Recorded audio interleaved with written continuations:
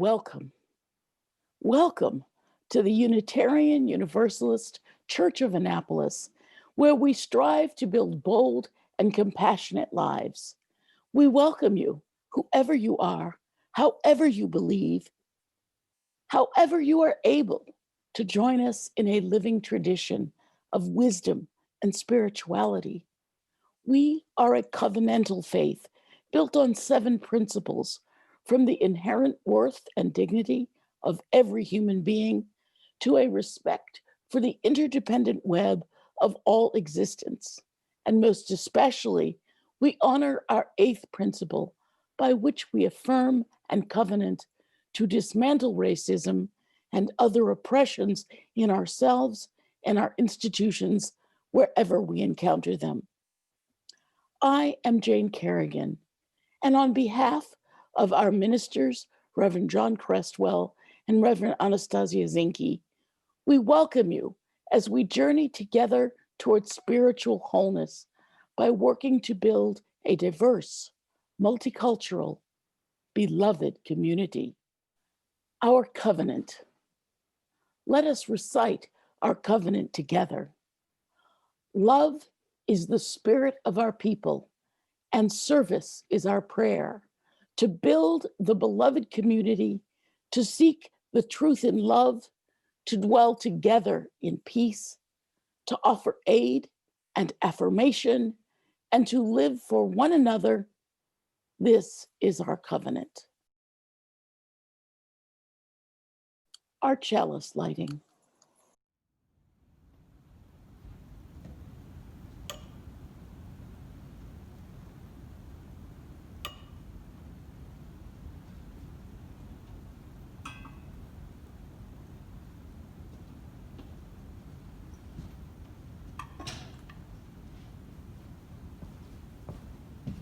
Light our chalice this morning in love and joy and peace, knowing that our highest aspirations and our deepest fears are reflected in this light and held sacred by our community, which we call beloved. Let us start this new year with some good news. To know and be known is one of the best blessings. It is the gift of belonging that we have the capacity to offer to one another. But to know and be known, we have to be real. Real about who we are, real and authentic about our lives. We have to even be vulnerable about the things we are most tender about. So this month, this year, let us be real in order that we can really know and be known by one another. By that, I mean, let's authentically and vulnerably share of our lives. Let us express our gratitude, voice and let go of regrets, share that we struggle with, and even at times reconcile with our family, biological or intentional families. Share how we lose our jobs, miscarry children, experience heartache and loss, no shame, find worthiness. Let's get real with one another about the love we could collectively have for one another. A love that does get tested by annual budgets and capital campaigns, by ministerial arrivals and departures, by decades of glory and years of heartache. Let's get real about how our love for one another was solidified by child dedications and memorial services, broken through petty cruelties and poorly communicated decisions, only to be renewed again through covenant and humble intentions and the great gift of forgiveness. How can we do this? How can we keep showing up for love this tenderizing? I will tell you, because we are a wholehearted people, courageous enough to step into the arena of life like gladiators of the heart. In fact, this is why you come, to risk love and connection, to risk authenticity and integrity, to know and be known. In short, to place our hearts into a holy place of connection. Will you join me in singing When Our Heart is in a Holy Place? When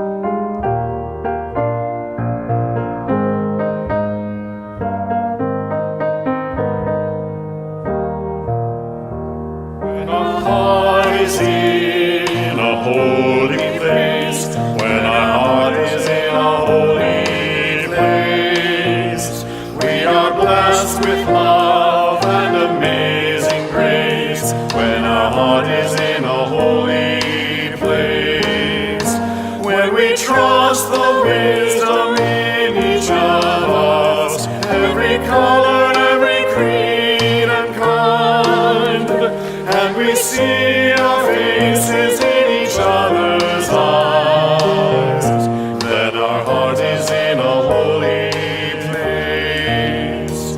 When our heart is in a holy place, when our heart is in a holy place, we are blessed with love and amazing grace. When our heart is in a holy place, when we tell our story from deep inside, and we listen with a loving mind, and we hear our voices in each other's words, then our heart is in a holy place.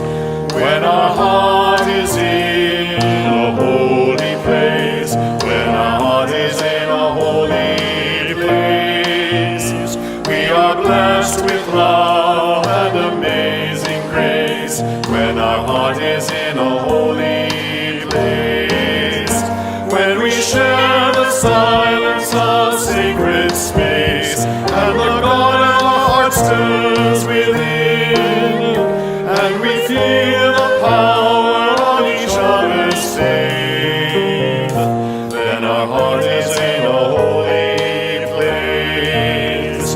When our heart is in a holy place, when our heart is in a holy place, we are blessed with love and amazing grace. When our heart is in a holy place, when our heart is in a holy place.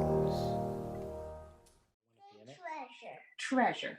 Do you want to open it, Ben? I wonder what's inside. Should we see? All right, you want to pull it open? Inside. What's inside? Now more. Okay. Now, let's open it up. You wanna pull? What is it, Ben? Phew. Pooh's inside. How did Pooh get in the Wonder Box? So what was this Pooh Bear doing in our Wonder Box? In fact,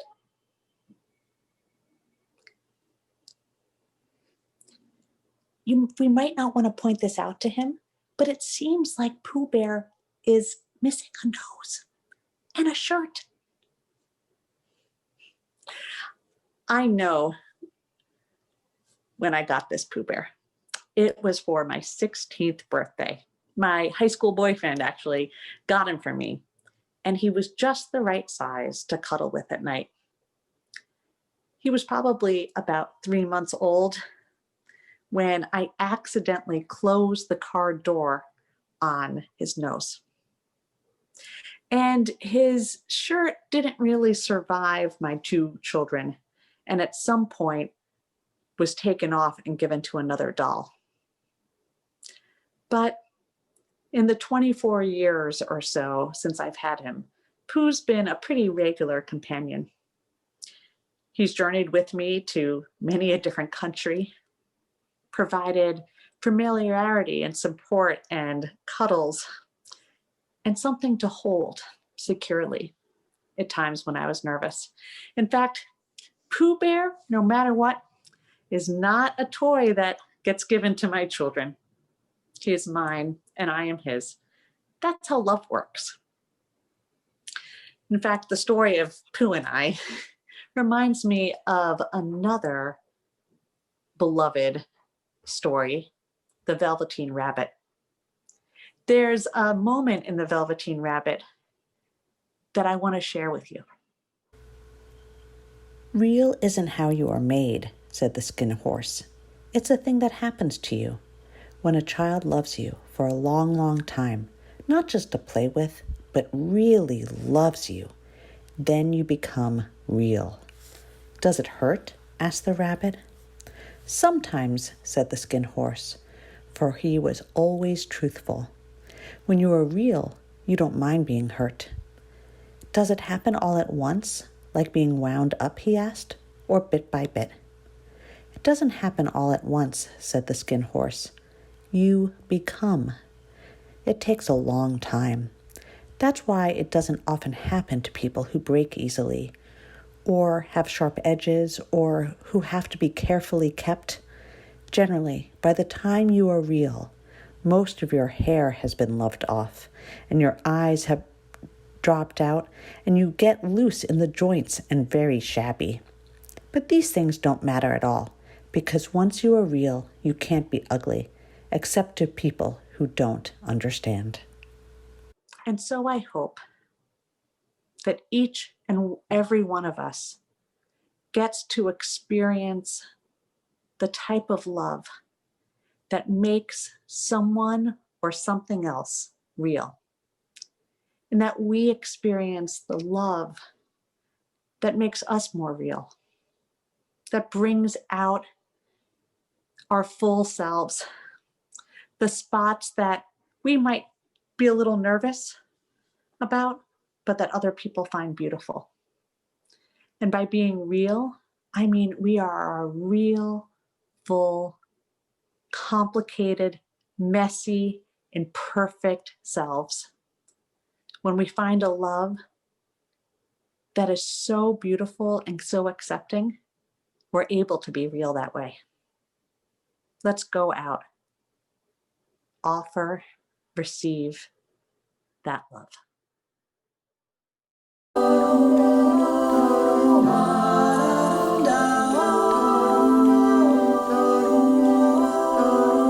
You with the sad eyes, don't be discouraged. Oh, I realize it's hard to take courage in a world full of people. You can lose sight of it all, and the darkness inside can make you feel so small. But I see your true colors shining through. I see your true colors, and that's why I love you. So don't be afraid to let them show your true colors. Your true colors are beautiful, like a rainbow.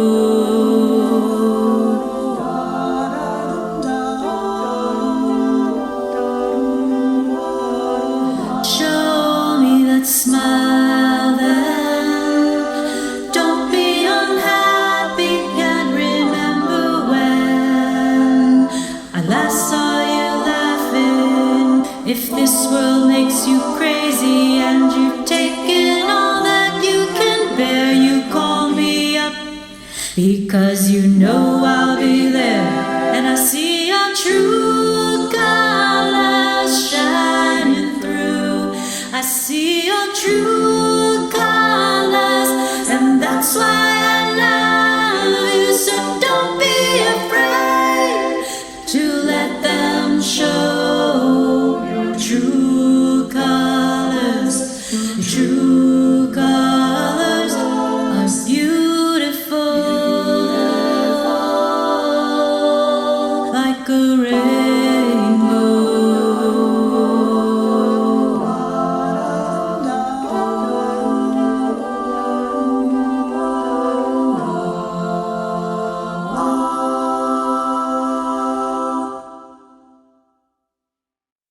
Wholehearted people identify vulnerability as the catalyst for courage, compassion, and connection.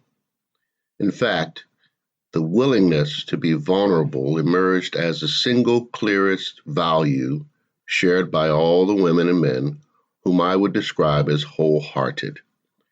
They attributed everything from their professional success to their marriages to their proudest parenting moments to their ability to be vulnerable. Vulnerability is the core, the heart, the center of meaningful human experiences. Vulnerability is the birthplace of love, belonging, joy, courage, empathy, and creativity. It is the source of hope, empathy, accountability, and authenticity. If we want greater clarity in our purpose or deeper and more meaningful spiritual lives, vulnerability is the path.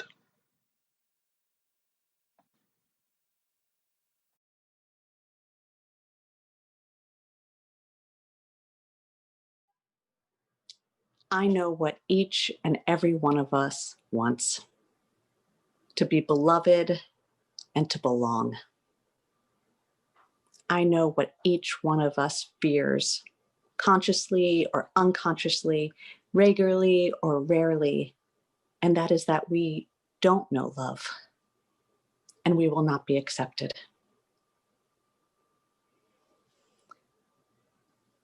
We feel this way because all the time we get messages that we are not enough. We hear these messages that we are not enough in our schools, in our workplaces, in our homes, and on the street, even in our churches. They might sound like this: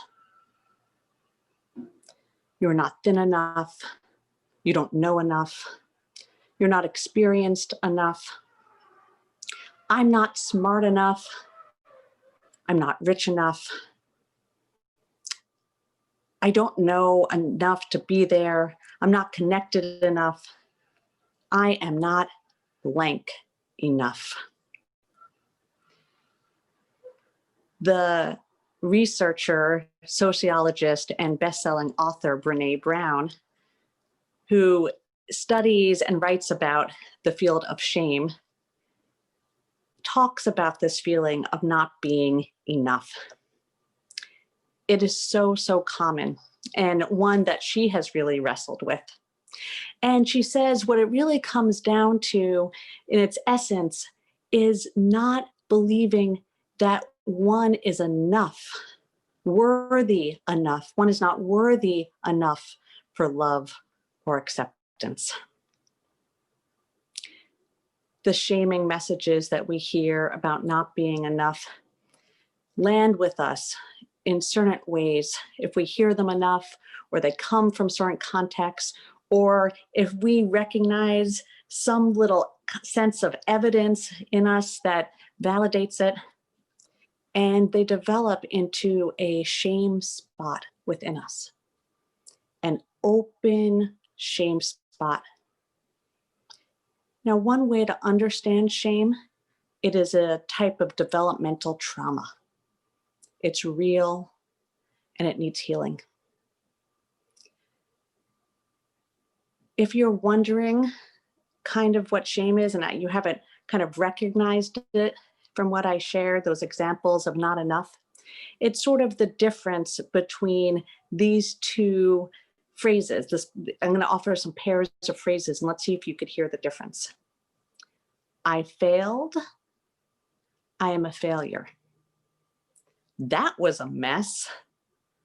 I am a mess.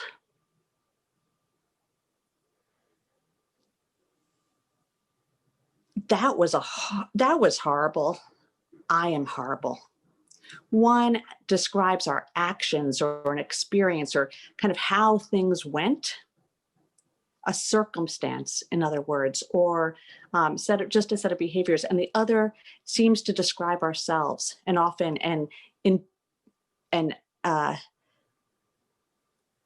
often describe The other seems to describe an immutable part of ourselves.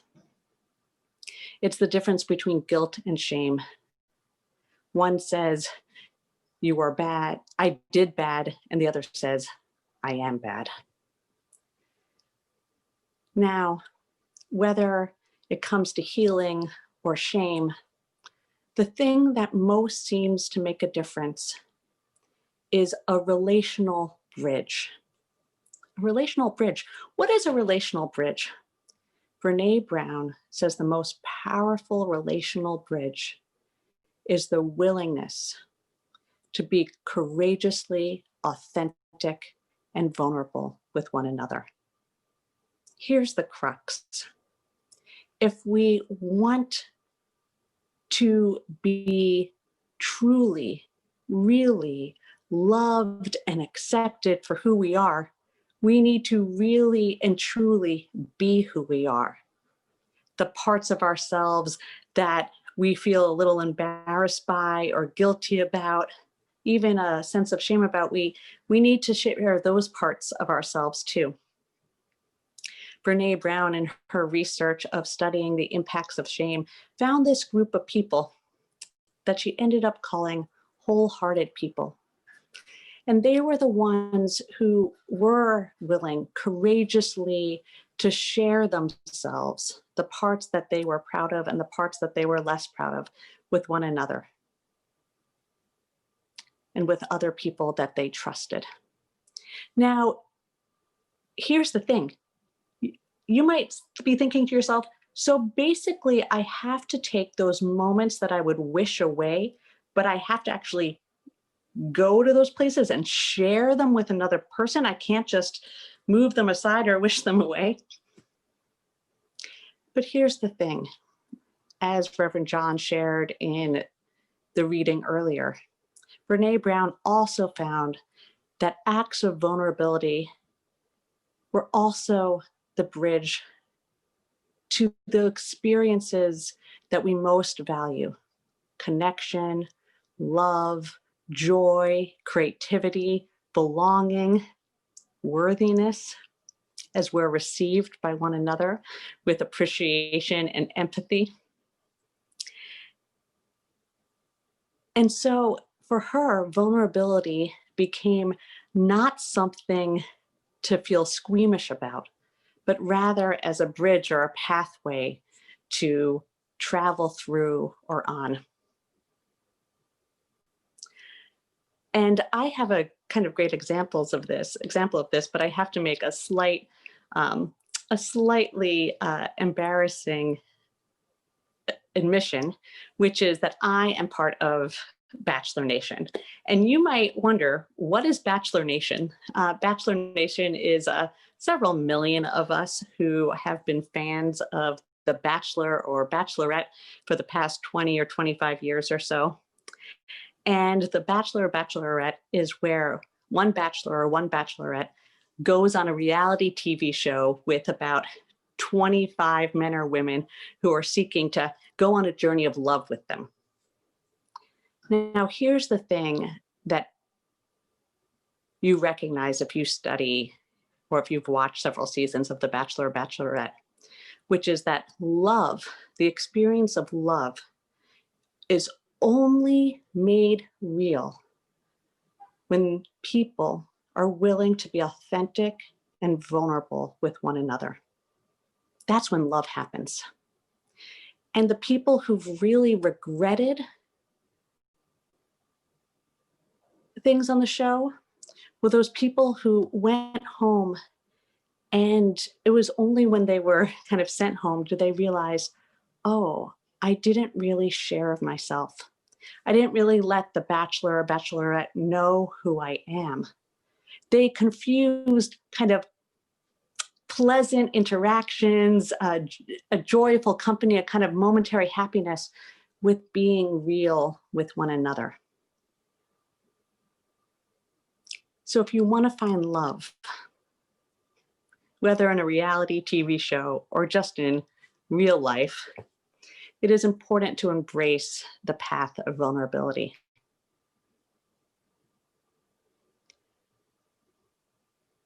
one of the things that Brene Brown really, that's one of the things that Brene Brown said that really has stayed with me is she says, not everyone has earned your vulnerability. You should be thoughtful and to share the parts of yourself with people that you trust. And I say this because my hope is that our covenantal nature and the covenants that we enter into with one another will help build a context of trust. They're a reminder that when we share our real selves with one another, when we come to know each other and to recognize that while we won't always think alike, we could love alike and we could surely love each other. And when we love each other, we're gonna make certain decisions or act in a way that takes the other people in our community into account when we're making our own decisions or decisions for our community. And hopefully that ethic of care built about love, built on love, hopefully that will enable us to be trustworthy and to trust ourselves with each other. I want to give an example of how covenant can support us being vulnerable and real with one another. I know that when I serve a congregation as I serve UUCA as a minister, that I enter into a lineage, a legacy of ministry. That legacy, in that legacy, I inherit a lot: richness, trust, tradition, history, capacity. And sometimes I also inherit moments of pain, disconnect, and distrust. Let me give an example of one of those latter ones. About 3 years ago, the congregation made a decision that it would provide a sanctuary space for an undocumented or refugee person or family. Specifically, it said that the executive minister or senior minister could make the final decision on that. And a few months later, after some deliberations and conversations and another kind of input and reflection, the decision was made that it wasn't the right time for UUCA to host such a person or family. The way that this was communicated was sort of, I think in this fashion, what I understand was, we thought about it and we made a decision. Because I own the legacy that I step into, I want to apologize. I trust that that decision was given thought and care, but it doesn't sound like that decision was communicated like it was a decision about how we were going to be in community with one another. I think it sounded a little bit more like we've made a decision and that's how it's going to be. Instead of saying, you know, guys, I really wanted this to happen too. And we've thought about it. We've talked about different options. It just doesn't seem possible right now. And I'm really brokenhearted about that. If you guys can show me what I'm missing, I'm happy to talk through the different things we thought about. I'm really heartbroken and I just don't see a decision that is gonna get us to a different answer right now. Please know my hearts are with you in wanting to do this. I think that sort of level of vulnerability around decision-making actually leads to more trust, leads to us staying engaged, even when we're disappointed at the actual decisions. I want to really thank those of you who have shared vulnerably and courageously the impact of that moment. Thank you so much for trusting me and getting me to know you better. And I am sorry that UUCA wasn't in a place right then where we got the ability to live out our values and to provide a safe space for someone in our care.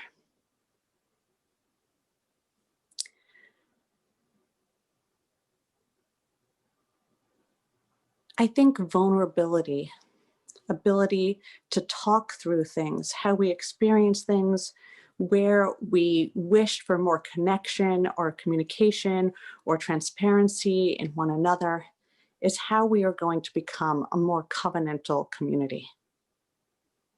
But I also think the practice of vulnerability is even more important because we don't want to just be a covenantal Unitarian Universalist community. We also seek to become the beloved community, a place where everyone is loved, is known as beloved, can offer love, and experience belonging. What makes this hard? Is the systematic racism that is our history. One component of that is racialized shame. I think all of us have experienced racialized shame.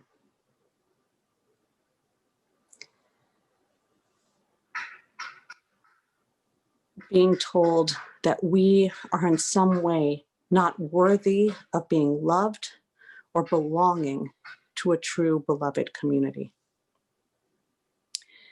One of the things that I think we need to pay some attention to is how present shame and shaming is in anti-racist spaces. It shows up in comments like this. You really should be more forgiving. Who gave you the right to speak? Boy, you're really angry. You're really ignorant of what you're talking about.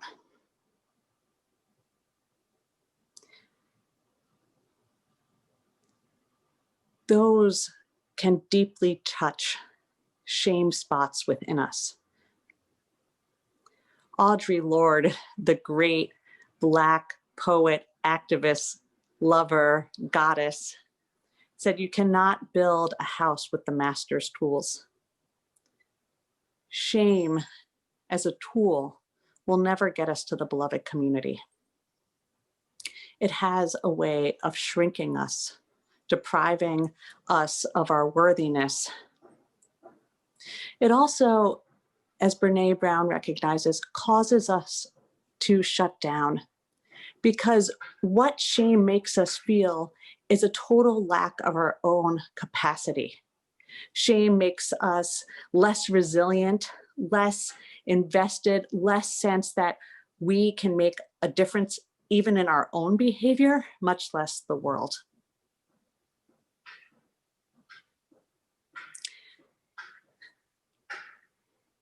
To my people of color, I hear how often you have gotten messages that imply that you are not enough, that there's something about you, your hair, your mannerisms, your syntax, your qualifications, your mannerisms, your emotionality, that implies that you are not a good fit to belong. Sometimes it's even more explicit than that. So I want to say, I feel like part of UUCA's work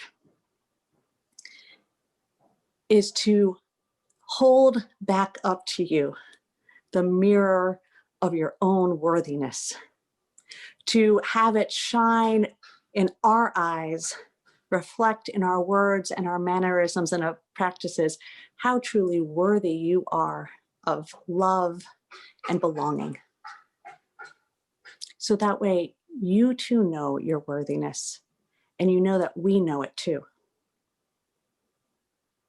I also want to share something that you may not know, which is that white culture, white supremacy culture,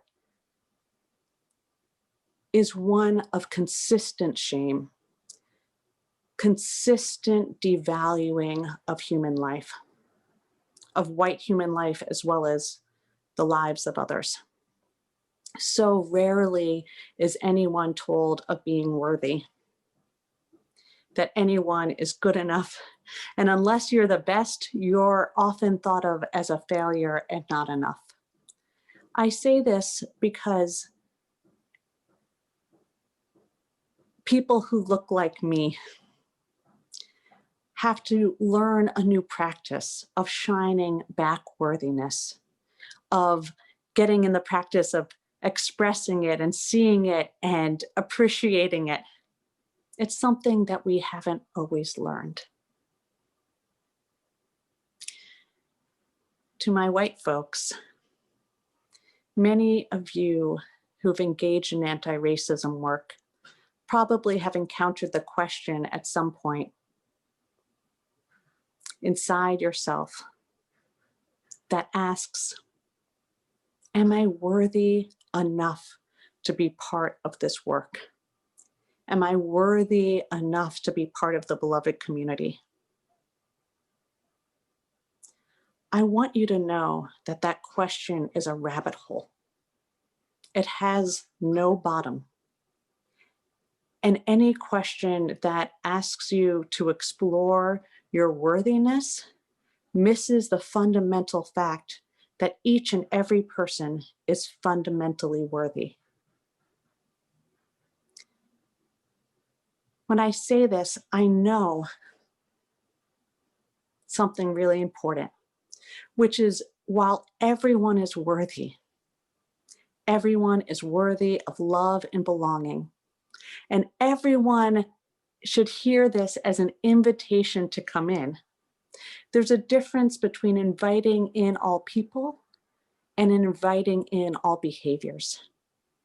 So of course, as we draw a wide circle of love and ever expand it and hold postures of welcoming and blessing, we also say, welcome to this space where we seek not to harm each other.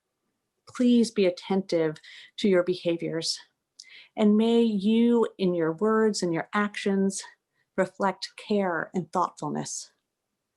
And we will remind one another that we're capable of care and thoughtfulness, of kindness, of respect, if and when we fail to demonstrate them.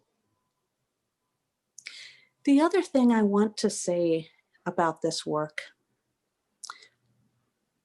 is a little part where I disagree with Brene Brown. Brene Brown says over and over again that you are enough, that you need to know that you are enough. And in that, she really means you are enough, worthy enough to receive love and belonging. And I believe in that, but I also think that's only halfway there. Because if the question is, are we enough to end racism? Are we enough to build the beloved community? The answer is, of course not. This is large and painful, messy work that's about healing and repair and connection and relationship. And no single one of us is ever enough. None of us ever has all the knowledge, all the answers, all the empathy, all the spiritual practices, all the patience. We need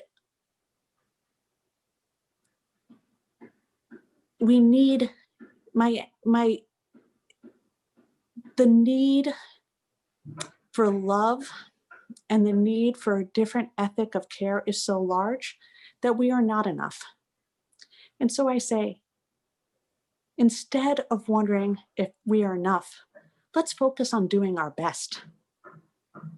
on doing our best day by day to be kind and empathetic, to be generous and respectful and loving towards ourselves and towards each other. And the part where we can't get to, we could trust that our community is enough. I might not be enough. You might not be enough, but I think we together can be enough. And so as we go forward, let's embrace trust. Let's embrace vulnerability. Let's believe in worthiness, and let's be empathetic and kind. May it be so. And let us explore together the kind of beloved community that path may lead us to. Amen.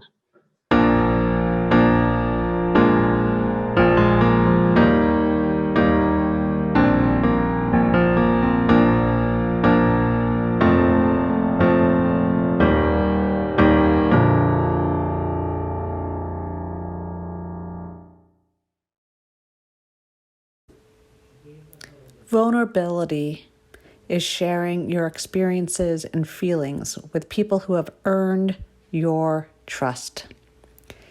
It is an integral part to living mutually or living for one another, and therefore it is essential towards building the beloved community.